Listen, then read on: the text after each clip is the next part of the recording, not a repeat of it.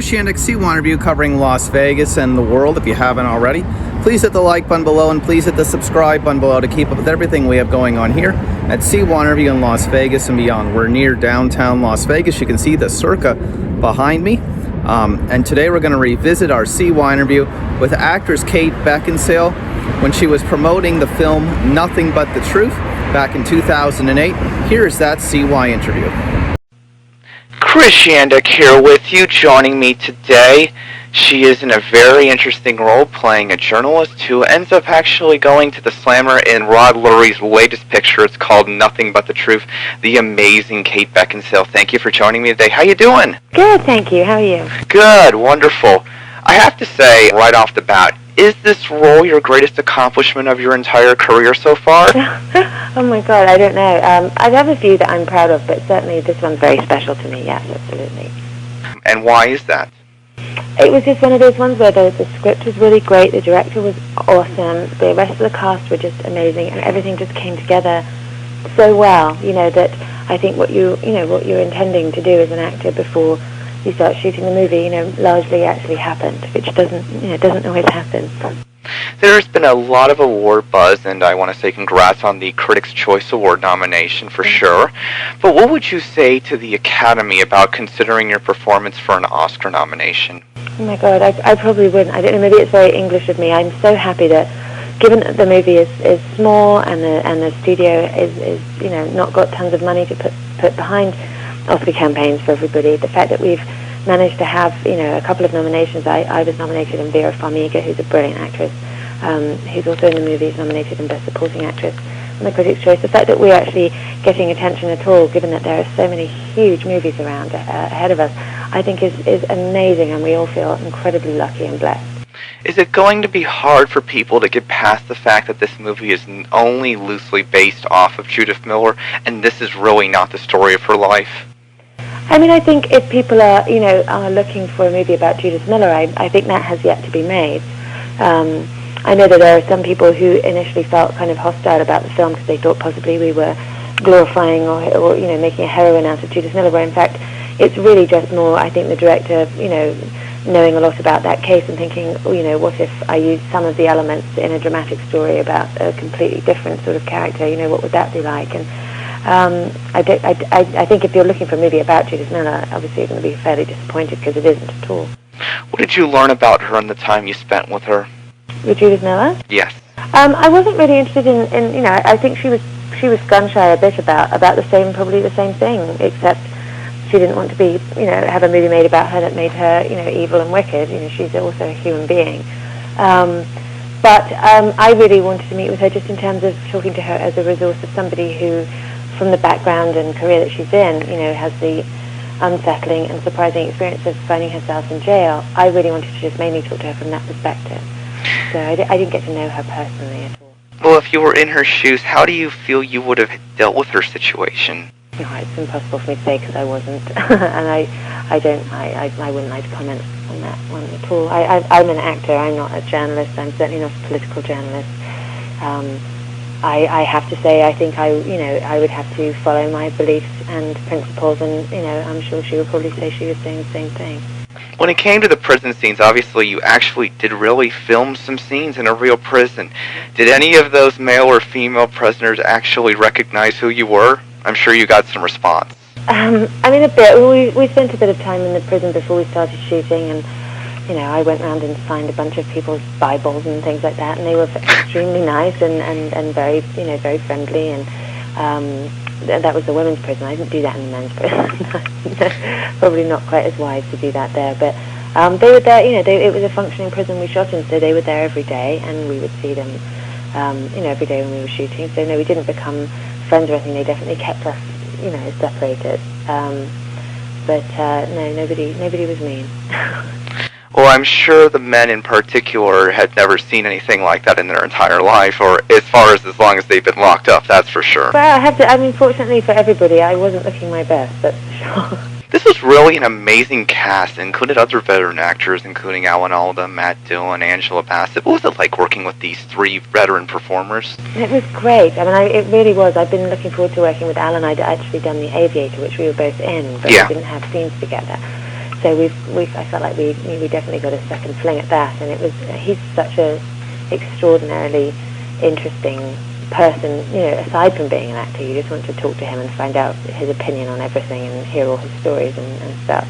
And Angela was great. It was amazing having, such a iconically strong woman around. She was fantastic, and I loved working with Matt Dillon too. I think he's brilliant in the movie.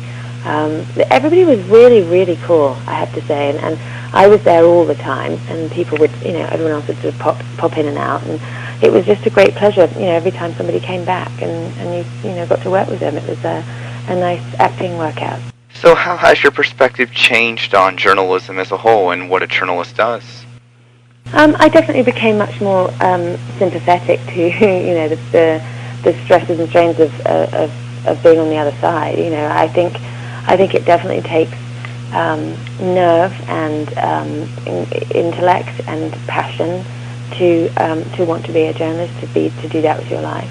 I think there are really hard things about it. I think you have to struggle with your humanness and having to ask people questions you don't want to be asked, and maybe during times of their lives that are very difficult and they don't want to be probed and pressed. And I do agree that there's obviously a need for information. There are people who have to go to some lengths to get it and to make it available to the public. And I think I suppose I've been much more on the entertainment journalism side, of trying to sort of keep my private life precious and private, and that's been the area of journalism that I've been most familiar with. But this is a slightly different sort of type of it, and I could definitely see the nobility and passion that you'd have to do it. So I say to you, moving into that question, why do you think there isn't more press on your personal life? Is it just because you've done a very good job of keeping it private and watching what you do? I think that's partly that. I think it's also that I don't know how interesting it is that my husband and I get along. My kid is not crazy. I'm not having 3 new kids a year or an affair with anybody, or I haven't suddenly decided I'm a lesbian. Possibly later in life I will become a lot more interesting, but at the moment, I don't know. Is it interesting, people sort of living their lives in a normal way? I'd much rather hear about people doing really peculiar things. Well, being a mother of a daughter who's growing up before your eyes, has your perspective on life changed as the years have gone on? In terms of what? What's important to you? Yes, everything absolutely changed immediately I had her, but that was almost 10 years ago. I don't have really a memory of what it was like to be myself before her. It's a complete blur. My life came much more into focus once I had her.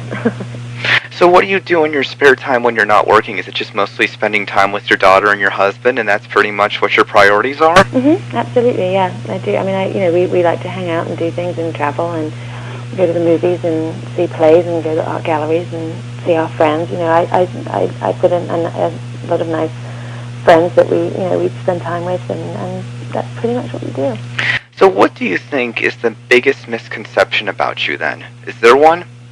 I'm sure there's many. I think one of the things that I found very important is to not pay too much attention. I think there's a public image of you, as when you're an actor, that is usually fairly incorrect. And I think if you spend a lot of time worrying about it, you're going to lose. You can't control it.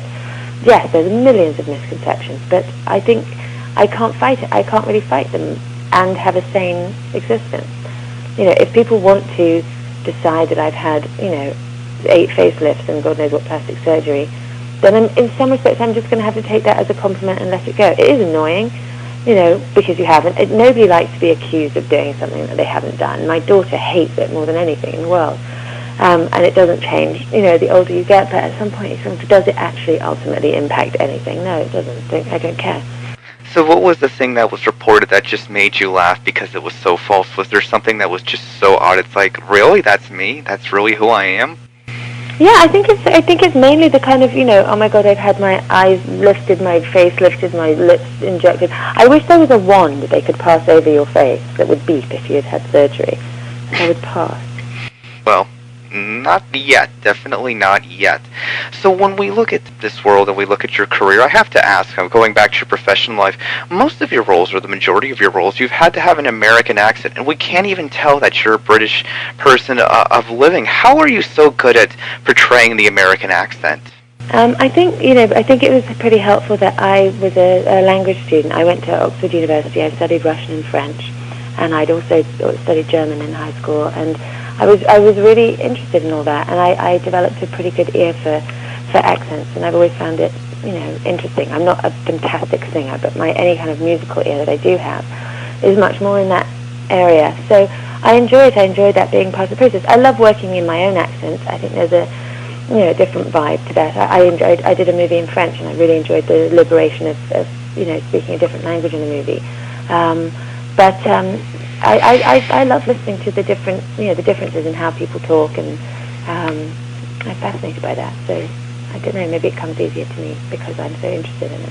Yeah, definitely so. I read a quote recently where you said if you're not a drinker, you admit you're a smoker, and you said if you weren't a smoker, you'd probably be a bore. Oh God, no! I said that when I was 17. I haven't smoked for ages. Oh, okay. Well, that leads into my next question then. What do you say to then, like, again, for example, someone like President Barack Obama about quitting smoking while in the White House? And isn't it an important issue that the nation should be concerned about whether the president has a cigarette or not? Is that really an important issue? I don't care whether he has a cigarette or not. No, I'm not. I think it's just so fantastic that we have a president who can finally read. If he's going to have a cigarette as well, good luck to him. That's how I feel about it. Kate Beckinsale, the movie is nothing but the truth. Thank you so much for joining me today. Thank you, my pleasure. I'd like to wrap up in closing by giving you a chance to tell us something about you that we should know that we don't. Just anything about your personality, your life, anything. Maybe something you enjoy that we'd never think that you'd enjoy. Oh my God, I cannot imagine why we would want to know anything like that. What do I enjoy that you would be surprised that I enjoy? Watching boxing matches. Kind of impressive. Yes, Angela Bassett, who I actually spoke with earlier this year, couldn't come up with an answer, and I said to her, okay, let's just move along, but thank you so much for your efforts. Definitely. So, Kate Beckinsale, thanks so much again for your time today. Good luck, and hopefully maybe we'll see an Oscar nomination for this. It was a great role, and I think probably the best one of your entire career. Good luck to you in the future, and your daughter and everybody else, and I can tell you in closing, I am not scared of toes like somebody else. Oh, okay, well that's good to hear. Not that I actually fell into that category that he was scared of, by the way. Yeah, I know, but I mean, scared of toes? I'm not sure where Sean Diddy Combs came up with that. That's pretty funny. Yes, it really was. It really was, definitely speaking. Take care, good luck, have a good holiday, and hopefully we can talk sometime in the future again. That would be lovely.